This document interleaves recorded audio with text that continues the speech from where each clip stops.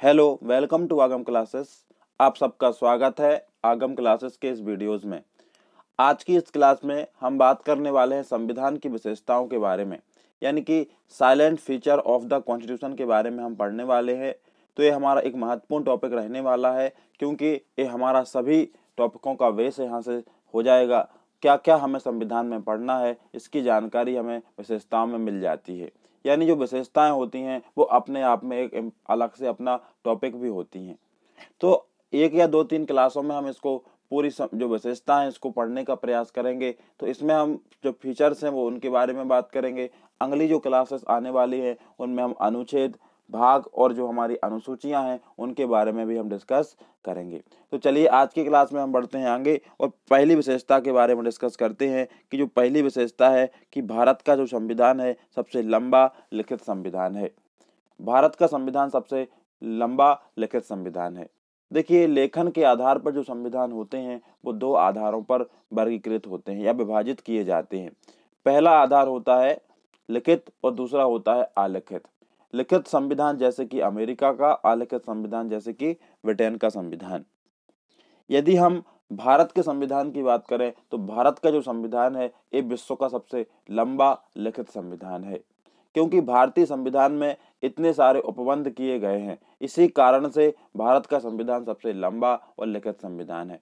जैसे यदि हम भारत के संविधान की बात करें तो भारत के संविधान जब मूल रूप से बना था तो इसमें 395 अनुच्छेद थे, 22 भाग थे और 8 अनुसूचियां थी। लेकिन यदि हम वर्तमान में इनमें बात करें तो ये अभी 470 से भी ज्यादा अनुच्छेद जो संशोधनों के बाद हो गए हैं और जो 470 जो अनुच्छेद हैं इनको 25 भागों में विभाजित किया गया है और 8 अनुसूचियां जो मूल संविधान में थी उनकी संख्या बढ़ के 12 हो गई है। इतनी अनुसूचियां, इतने आर्टिकल, इतने भाग अन्य किसी संविधान में इस विश्व में नहीं है। यही वजह है कि भारत के संविधान को सबसे लंबा लिखित संविधान कहा जाता है। सबसे लंबा लिखित संविधान होने के पीछे कई कारण हैं। पहला कारण तो यह है कि भारत की जो भौगोलिक स्थिति है, यानी विस्तार और विविधता। भारत का जो विस्तार और विविधता है, यही वजह है कि भारत का संविधान सबसे लंबा है। जैसे आप देखें तो पूर्वोत्तर के राज्य हैं और यदि हम बात करें भारत का पूर्वोत्तर क्षेत्र, देखिए असम, मेघालय, मिजोरम, जो अरुणाचल प्रदेश है। और यदि हम दक्षिण भारत की बात करें, कर्नाटक हुआ, तमिलनाडु हुआ, केरल हुआ, तो ये इतना इनमें जो फिजिकल जो डिफरेंस है वो बहुत ज़्यादा है, यानी भौगोलिक जो विस्तार है वो ज़्यादा है और विस्तार होने के कारण इनमें विविधताएं हैं, यानी डाइवर्सिटी भी हमें देखने को मिलती है।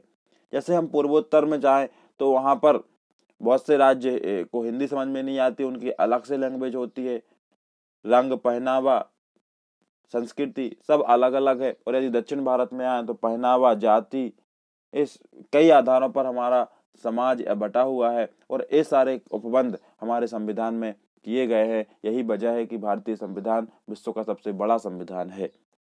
और कुछ ऐतिहासिक कारण भी हैं, कुछ ऐतिहासिक घटनाओं का भी हमारे संविधान पर प्रभाव पड़ता है। जैसे हम बात करें भारत शासन अधिनियम 1935, जो भारत शासन अधिनियम 1935 है, ये अपने आप में बहुत बड़ा दस्तावेज था और यही से हमारे संविधान को बनाया गया है, या हमारे संविधान का जो ढांचा है वो भारत शासन अधिनियम है। यही वजह है कि जो 1935 का शासन अधिनियम था इसको हम मिनी कॉन्स्टिट्यूशन या मिनी संविधान के नाम से जानते हैं। तो कुछ ऐतिहासिक कारण भी हैं जिसके कारण हमारे संविधान बड़ा है। एक कारण और है कि संविधान सभा में जो कानून के थे वो विशेषज्ञों का प्रभुत्व था।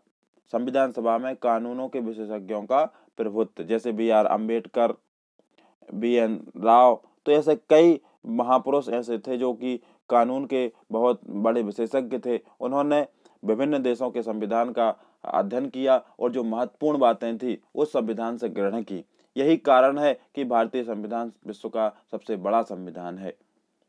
तो पहली विशेषता हमने बात की कि भारत का संविधान विश्व का सबसे लंबा लिखित संविधान है। यहाँ पर हमें एक चीज और ध्यान रखना है कि विश्व का सबसे पुराना जो संविधान है वो USA का या अमेरिका का है। सबसे पहले जो संविधान बनाने का काम किया था वो लिखित रूप से वो किया था अमेरिका ने। इसका सबसे पुराना लिखित संविधान है अमेरिका का। अगली विशेषता है संविधान की विभिन्न स्रोतों से लिया गया। विभिन्न स्रोतों से लिया गया संविधान है हमारा। तो जैसे हमने पिछली क्लास में भी आपको बताया था कि भारतीय संविधान जब बनाया गया तो 60 से अधिक देशों के संविधान का पहले अवलोकन किया गया, अध्ययन किया गया। उसके बाद वहाँ से बहुत सारी जो चीज़ें थी या जो बहुत सारे उपबंध थे वो हमारे संविधान में लिए गए हैं। तो यही वजह है कि हमारे जो हमारी परिस्थिति के हिसाब से जो उपबंध थे वो हमने विभिन्न संविधानों से लिए हैं। और ये बात गर्व के साथ अंबेडकर ने घोषणा की थी कि भारत के संविधान का निर्माण विश्व के विभिन्न देशों के संविधानों के छानने के बाद किया गया है। एक घोषणा की थी B.R. अम्बेडकर ने। यही वजह है कि भारत का जो संविधान है वो विश्व का सबसे बृहद और विशाल संविधान है, या हम कहें कि विभिन्न स्रोतों से लिया गया है। तो जैसे हम बात करते हैं कि भारत का जो अधिकांश ढांचागत हिस्सा है यानी स्ट्रक्चर जो है वो लिया गया है भारत शासन अधिनियम से। हमने आपको पहले बताया है इस बारे में कि भारत शासन अधिनियम से लगभग 75 से 80% जो भाग है वो भारत शासन अधिनियम से लिया गया है। यही वजह है कि इसको हम ढांचागत हिस्सा कहते हैं। जैसे हम बात करते हैं दार्शनिक जो भाग है, दार्शनिक भाग में हमारे मौलिक अधिकार और राज्य की जो नीति निर्देशक तत्व हैं वो आते हैं, यानी फंडामेंटल राइट और DPSP आते हैं। तो जो मौलिक अधिकार है यानी जो फंडामेंटल राइट है अमेरिका से हमने लिए हैं और आयरलैंड से लिए हमने नीति निर्देशक तत्व यानी DPSP। तो मौलिक अधिकार ऐसे अधिकार होते हैं जो वहाँ के नागरिकों के लिए सरकार के द्वारा या संविधान के द्वारा प्रदत्त किए जाते हैं। यदि मौलिक अधिकार का किसी भी प्रकार से हनन होता है तो इसकी गारंटी न्यायालय के द्वारा ली जाती है, यानी किसी व्यक्ति के यदि मौलिक अधिकारों का हनन होता है तो वो न्यायालय जा सकता है। जबकि जो नीति निर्देशक तत्व होते हैं एक किसी कल्याणकारी राज्य की स्थापना के लिए बहुत जरूरी होते हैं। ये राज्य के नीति निर्देशक तत्व कहलाते हैं और ये लिए गए हैं आयरलैंड से। इसको हम विस्तार से आगे आने वाली क्लासों में पढ़ेंगे कि कहाँ से कौन से उपबंध लिए गए हैं। यहाँ पर हम विशेषताओं के बारे में चर्चा कर रहे हैं। राजनीतिक भाग यानी संघीय सरकार का सिद्धांत और कार्यपालिका और विधायिका का जो संबंध है, ये अधिकांश जो हिस्सा लिया गया है ब्रिटेन के संविधान से लिया गया है। संसदीय जो सरकार होती है, संसदीय सरकार में मतलब जो संसदीय सरकार होती है इसमें वास्तविक जो शक्ति होती है वो प्रधानमंत्री के पास होती है, जबकि जो हेड ऑफ द नेशन होता है यानी राष्ट्र का जो प्रमुख होता है वो नाम मात्र का शासक होता है। ऐसी व्यवस्था को हम संसदीय व्यवस्था कहते हैं। तो जो संसदीय व्यवस्था और जो कार्यपालिका है, कार्यपालिका यानी जो कानून होते हैं उनको क्रियान्वित करने वाली जो संस्था होती है उसको हम कार्यपालिका यानी कार्यों को जो पालन कराने वाली संस्था होती है उसको हम कार्यपालिका कहते हैं। तो जो हमारी संघीय सरकार और जो कार्यपालिका और विधायिका के बीच में जो संबंध है इसका जो अधिकांश हिस्सा है ये ब्रिटेन के संविधान से लिया गया है। तो ये हमने यहाँ पर विशेषता के बारे में बात की। अगली विशेषता है भारत का जो संविधान है ना तो लचीला है और ना ही कठोर है। देखिए कठोर संविधान क्या होता है? कठोर संविधान हम उसे कहते हैं जिसमें संशोधन की प्रक्रिया करना आसान नहीं हो, ऐसे एक संविधान को हम कठोर संविधान कहते हैं।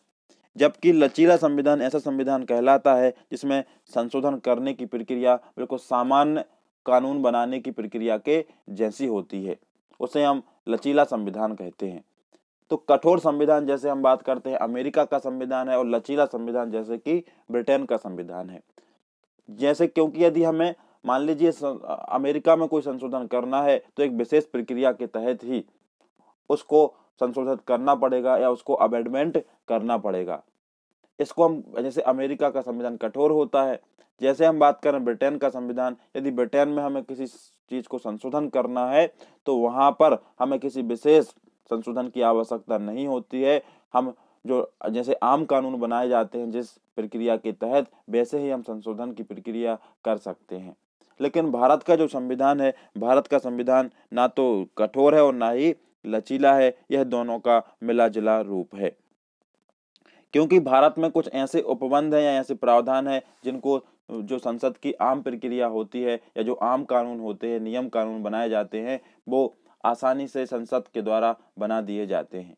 लेकिन कुछ संविधान में संशोधन यदि करना है, संशोधन, कुछ विशेष उपबंध दिए गए हैं संशोधन, और वो जो किए जाते हैं वो किए जाते हैं 368 के अंतर्गत। 368 जो अनुच्छेद है इसमें संविधान के बारे में विशेष उपबंधों के बारे में दिया गया है। जैसे मान के चलिए अभी हमने हमारे यहाँ पे जीएसटी लाया गया था, जीएसटी कानून।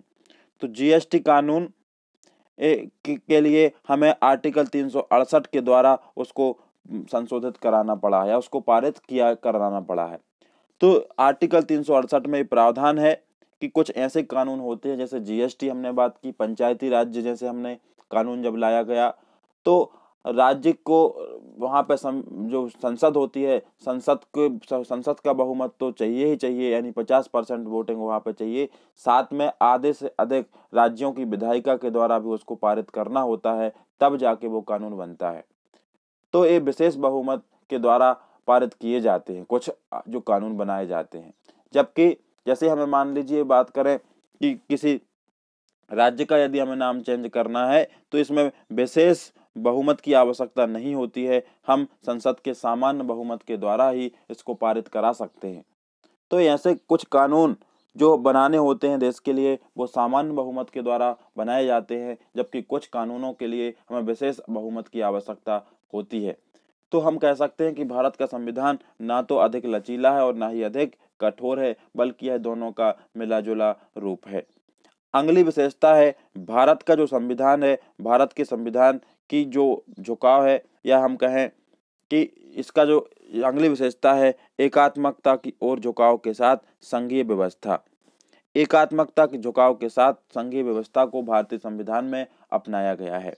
एकात्मकता का झुकाव यानी एक तरफ झुकाव। जैसे हम बात करते हैं कि केंद्र की शक्तियों की ओर झुकाव है, यानी जब ऐसी कभी स्थिति आती है तो केंद्र की बातें या केंद्र के कानून पारित माने जाते हैं।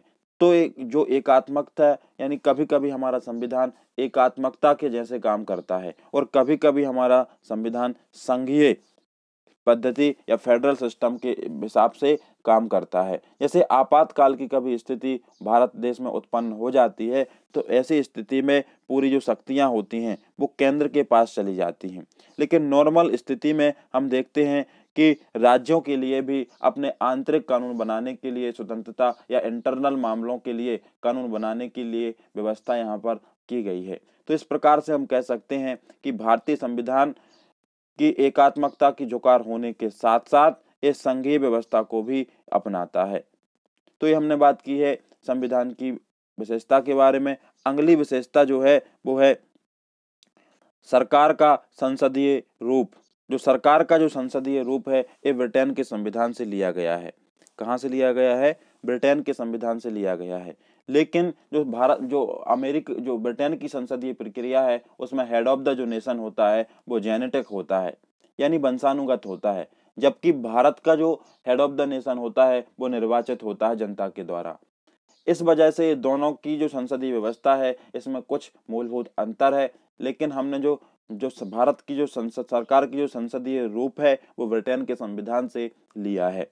देखिए संसदीय प्रक्रिया या व्यवस्था जो होती है उसमें विधायिका यानी जो लेजिस्लेटिव होती है और जो एग्जीक्यूटिव होती है यानी कार्यपालिका जो होती है उनके मध्य संबंध व सहयोग पर आधारित होती है, यानी दोनों में संबंध होता है। यानी जो विधायिका होती है, विधायिका के द्वारा जो कानून नियम पारित किए जाते हैं वो कार्यपालिका उनको संचालित करती है या उनको लागू करती है। तो ये संसदीय व्यवस्था है। जबकि अध्यक्षीय व्यवस्था या प्रणाली में दोनों के बीच शक्तियों का विभाजन पर आधारित होती है, यानी यहाँ पर जो हेड ऑफ जो प्रमुख होता है वो होता है प्रेसिडेंट अध्यक्षात्मक प्रणाली में। जबकि संसदीय व्यवस्था में जो वास्तविक शक्ति जिसके पास होती है वो होती है प्रधानमंत्री और उसकी कैबिनेट के पास। जबकि अध्यक्षात्मक प्रणाली में जो वास्तविक शक्ति होती है वो राष्ट्रपति के पास होती है, और अध्यक्षात्मक जो प्रणाली है ये अमेरिका में अपनाई गई है, जबकि संसदीय जो प्रणाली है भारत में और ब्रिटेन से ली गई है। देखिए जो संसदीय प्रणाली है इसको वेस्टमिनिस्टर, उत्तरदायी सरकार, मंत्रिमंडलीय सरकार या प्रधानमंत्री सरकार के नाम से भी जाना जाता है। तो यहाँ पर हमें कुछ इफेक्ट भी याद रखना है कि जो संसदीय व्यवस्था है इसको हम वेस्टमिनिस्टर उत्तरदायी सरकार और मंत्रिमंडलीय सरकार या प्रधानमंत्री सरकार के नाम से भी जानते हैं, क्योंकि इसका जो हेड होता है वो प्रधानमंत्री होता है। इस वजह से इसको हम प्रधानमंत्री सरकार के नाम से भी जानते हैं। तो यहाँ पर हमने बात की संसदीय व्यवस्था, सरकार का संसदीय रूप के बारे में। अगली विशेषता है संसदीय संप्रभुता एवं न्यायिक सर्वोच्चता में समन्वय। न्यायिक सर्वोच्चता में समन्वय, तो संसदीय संप्रभुता और न्यायिक जो सर्वोच्चता है इसमें समन्वय है। और जो संसदीय जो संप्रभुता है ब्रिटिश के संविधान से, और जो न्यायिक सर्वोच्चता है ये अमेरिका के संविधान से लिया गया है। मान लीजिए संसद के द्वारा कोई कानून बनाया जाता है और वो कानून संविधान के खिलाफ है, तो जो न्यायालय होता है उस संविधान को खारिज कर देता है या समाप्त कर देता है। तो यहाँ पर न्यायिक सर्वोच्चता के साथ साथ और संसद चाहे तो यहाँ से किसी कानून या संविधान के किसी भी ढांचे में परिवर्तन भी कर सकती है। तो यहाँ पर लेकिन जो परिवर्तन वो करती है वो संविधान की भावना के अनुकूल नहीं होना चाहिए। इसको हम बाद में आगे पढ़ेंगे कि संविधान की भावना क्या है, ये हम बात करेंगे प्रस्तावना के अंतर्गत। तो जो संविधान की जो भावना है उसके विरुद्ध कोई कानून संसद नहीं बना सकती है, लेकिन और यदि ऐसा कोई कानून बनाती है तो जो न्यायिक सर्वोच्चता दी गई है न्यायालय को, वो उस कानून को खारिज कर सकती है या उस कानून को समाप्त कर सकती है। तो यहाँ पर जो संसदीय संप्रभुता एवं न्यायिक सर्वोच्चता में समन्वय स्थापित किया गया है भारतीय संविधान के अंतर्गत। अगली विशेषता है एकीकृत एवं स्वतंत्र न्यायपालिका। एकीकृत एवं स्वतंत्र न्यायपालिका, तो भारत में एकीकृत न्याय की व्यवस्था की गई है और स्वतंत्र न्यायपालिका की व्यवस्था यहाँ पर हमें देखने को मिलती है। तो भारतीय जो संविधान में है या जो न्यायालय भारत में स्थापित हैं, तो सबसे निचले स्तर पर जो होती हैं वो होते हैं अधीनस्थ न्यायालय, उसके ऊपर होते हैं राज्यों के उच्च न्यायालय यानी हाई कोर्ट, और सबसे ऊपर होता है उच्चतम न्यायालय यानी सुप्रीम कोर्ट। इस प्रकार से भारत में यदि कोई व्यक्ति जो उच्च न्यायालय है इससे संतुष्ट नहीं है तो वो इसके कानून या इससे संतुष्ट नहीं है, इसके निर्णय से या डिसीजन से संतुष्ट नहीं है, तो वो सुप्रीम कोर्ट जा सकता है। इस प्रकार से हम कह सकते हैं कि भारत में जो न्याय की व्यवस्था की गई है वो एकीकृत की गई है और स्वतंत्र न्यायपालिका है। यानी यहाँ पर किसी भी प्रकार के सांसद, प्रधानमंत्री और राष्ट्रपति किसी का हस्तक्षेप यहाँ पर नहीं होता है। इसलिए हम कहते हैं कि भारत की जो न्यायपालिका है वो स्वतंत्र है। स्वतंत्र न्यायपालिका को हम इस प्रकार से भी कह सकते हैं क्योंकि जो हमारे सुप्रीम कोर्ट के जजेस होते हैं, जैसे सुप्रीम कोर्ट के जो जजेस होते हैं उनको ऐसे हटाया नहीं जा सकता है, यानी न्यायाधीशों के कार्यकाल की सुरक्षा होती है। न्यायाधीशों के लिए निर्धारित सेवा शर्तें होती हैं। भारत के संचित निधि से उनको जो खर्चे दिए जाते हैं। विधायिका में न्यायाधीशों के कामकाज पर की चर्चा पर रोक है। सेवानिवृत्ति के बाद अदालत में उन्हें काम करने की भी इजाजत नहीं होती है। ऐसी कई सारी विशेषताएं संविधान में ली गई हैं। इसी वजह से हम कहते हैं कि भारत का जो संविधान है वो एकीकृत, मतलब यहाँ पर जो विशेषता है वो एकीकृत एवं स्वतंत्र न्यायपालिका की स्थापना करता है। अगली विशेषता है मौलिक अधिकार। मौलिक अधिकार यानी फंडामेंटल राइट।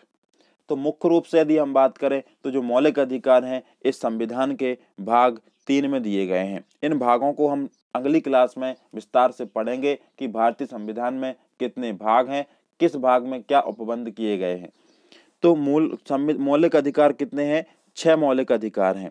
यदि मौलिक अधिकार ऐसे अधिकार होते हैं जो राज्य के नागरिकों के लिए प्रदान किए जाते हैं और यदि इनके हनन होने पर या इन मौलिक अधिकार यदि कोई किसी व्यक्ति के द्वारा छीने जाते हैं तो वो उसकी जो गारंटी होती है वो न्यायालय के द्वारा ली जाती है।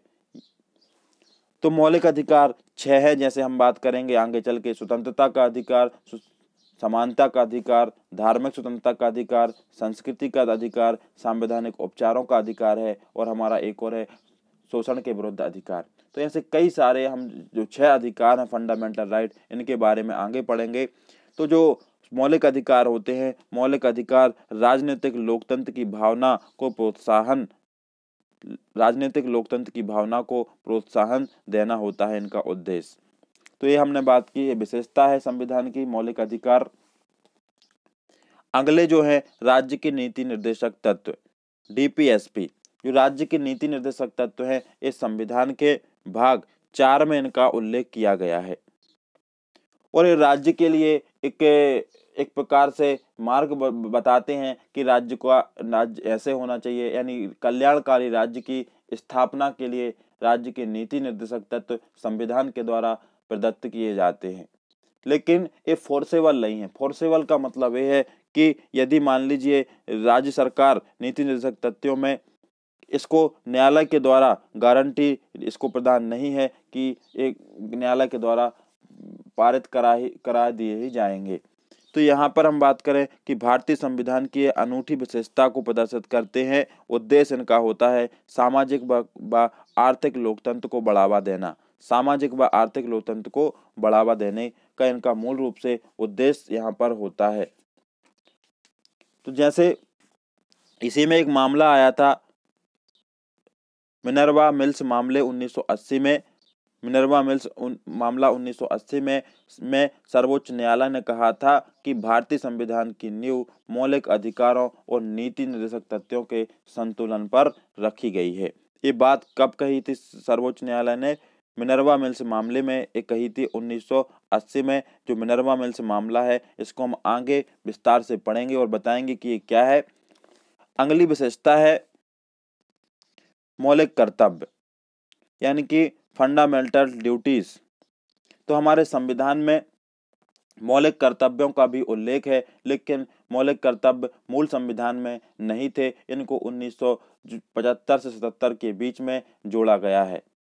सहदेव समिति जो एक समिति इनके ऊपर गठित की गई थी, उस समिति की सिफारिश के आधार पर इसको जोड़ा गया है 1976 में 42वां संविधान संशोधन के माध्यम से। और इनका जो उपबंध है, जो मौलिक कर्तव्य है, वो दिए गए हैं अनुच्छेद 51A में या 51 में इनका उल्लेख किया गया है। स्वर्णसह समिति की सिफारिश पर ये जोड़े गए थे। देखिए, जो अब भारतीय संविधान में विशेषता है कि व्यक्तियों के लिए मौलिक अधिकार के साथ साथ उनकी कुछ ड्यूटीज भी है राज्य के प्रति। इनका उल्लेख यहाँ पर किया गया है। इन्हीं को हम मौलिक कर्तव्य कहते हैं। मौलिक कर्तव्य की संख्या 11 है। अगली विशेषता है धर्मनिरपेक्ष राज्य। तो जो ये महत्वपूर्ण विशेषता है धर्मनिरपेक्ष राज्य। धर्मनिरपेक्ष राज्य का यहाँ पर मतलब ये है कि राज्य किसी विशेष धर्म को बढ़ावा नहीं देता है, या राज्य का अपना कोई पर्टिकुलर धर्म नहीं होता है, या राज्य किसी विशेष धर्म के अनुयायियों के लिए अलग से कोई विशेष सुविधा प्रदान नहीं करता है। ऐसे देश को हम धर्मनिरपेक्ष राज्य या धर्मनिरपेक्ष देश कहते हैं। तो भारत एक धर्मनिरपेक्ष देश है, क्योंकि यहाँ किसी पर्टिकुलर धर्म के अनुयायियों के लिए कोई विशेष सुविधा प्रदान नहीं की जाती है। सभी के लिए समान दृष्टि से यहाँ पर देखा जाता है। इसलिए हम कहते हैं कि भारत एक धर्मनिरपेक्ष राज्य है या धर्मनिरपेक्ष देश है। तो यहाँ पर हमने विशेषता के बारे में बात की कि राज्य का अपना कोई धर्म नहीं होता है। अगली विशेषता है सार्वभौमिक वयस्क मताधिकार। तो हमारे संविधान में एक बहुत महत्वपूर्ण विशेषता है सार्वभौमिक वयस्क मताधिकार। सार्वभौमिक वयस्क मताधिकार का मतलब है कि 18 वर्ष, कम से कम जिसने 18 वर्ष की आयु पूरी कर ली हो, ऐसे व्यक्तियों को वोट करने का अधिकार होता है। ऐसे अधिकार को हम वयस्क मताधिकार कहते हैं। वर्ष 1989 में 61वें संविधान संशोधन 1988 के द्वारा मतदान करने की उम्र 21 से घटाकर 18 वर्ष कर दी गई थी। तो पहले 21 वर्ष के लोगों को वोट डालने का अधिकार था या मतदान करने का अधिकार था। इसकी जो 61वें संविधान संशोधन के द्वारा 1988 में इसकी उम्र एज को घटा करके 21 से 18 वर्ष कर दिया गया है। तो ये सार्वभौमिक वयस्क मताधिकार है। अगली विशेषता है एकल नागरिकता। एकल नागरिकता, तो एकल नागरिकता का भी यहाँ पर प्रावधान किया गया है। जैसे हम बात करें कि भारत में राज्यों के लिए कोई अलग से नागरिकता नहीं लेनी पड़ती है, यानी सिंगल सिटीजनशिप भारत में है। जबकि हम अमेरिका की बात करें तो अमेरिका में एक अमेरिका की नागरिकता होती है और एक उनके राज्यों की भी अलग से या स्टेट की भी अलग से नागरिकता होती है। लेकिन भारत में एकल नागरिकता के उपबंध को अपनाया गया है। अगली विशेषता है स्वतंत्र निकाय, यानी इंडिपेंडेंट बॉडीज। भारतीय संविधान में इनका उल्लेख किया गया है। जैसे निर्वाचन आयोग, निर्वाचन कराने के लिए एक स्वतंत्र निकाय की स्थापना की गई है। भारत का नियंत्रक एवं लेखा परीक्षक होता है। संघ लोग जो सिविल सर्वेंट होते हैं उनकी परीक्षा जिसके द्वारा ली जाती है संघ लोक सेवा आयोग। राज्यों में भी जो अधिकारी होते हैं सिविल राज्य सेवा के, उनकी जो नियुक्ति है वो राज्य लोक सेवा के आयोग के द्वारा की जाती है। तो इस प्रकार से स्वतंत्र निकाय की स्थापना भी की गई है। अगली विशेषता है आपातकालीन उपबंध। आपातकालीन उपबंध, तो भारतीय संविधान में आपातकालीन उपबंध का प्रावधान भी किया गया है। तो इमरजेंसी प्रावधान भी यहाँ पर लिए गए हैं। इनके हम आगे विस्तार से पढ़ेंगे कि कौन कौन से आपातकालीन उपबंध हैं। अगली जो विशेषता है त्रिस्तरीय सरकार। त्रिस्तरीय सरकार, 3 टायर गवर्नमेंट। तो हमें अपने भारत देश में त्रिस्तरीय सरकार देखने को मिलती है। जैसे हम बात करते हैं कि देश में हमें केंद्र सरकार देखने को मिलती है, राज्य में हमें राज्य की सरकार देखने मिलती है और उसके नीचे हमें अपने जिला स्तर पर सरकार देखने को मिलती है। तो हम कह सकते हैं कि भारत की जो सरकार है वो त्रिस्तरीय है। त्रिस्तरीय 3 टायर गवर्नमेंट हमें भारत देश में देखने को मिलती है। सहकारी समितियां यानी कोऑपरेटिव सोसाइटीज भी हमें यहाँ पर देखने को मिलती हैं। तो ये सारी संविधान की विशेषताएं हैं। ये हमने आज की क्लास में बात की है संविधान की विशेषताओं के बारे में। अभी संविधान की विशेषताएं के अंतर्गत ही हम बात करेंगे भारत जो संविधान है उसके अनुच्छेद के बारे में, यानी कि आर्टिकल के बारे में हम बात करेंगे, भाग के बारे में, और हम बात करेंगे अनुसूचियों के बारे में। अगली क्लास में हम इन सभी टॉपिक्स को डिस्कस करने का प्रयास करेंगे। तो आज की क्लास में हम इतना ही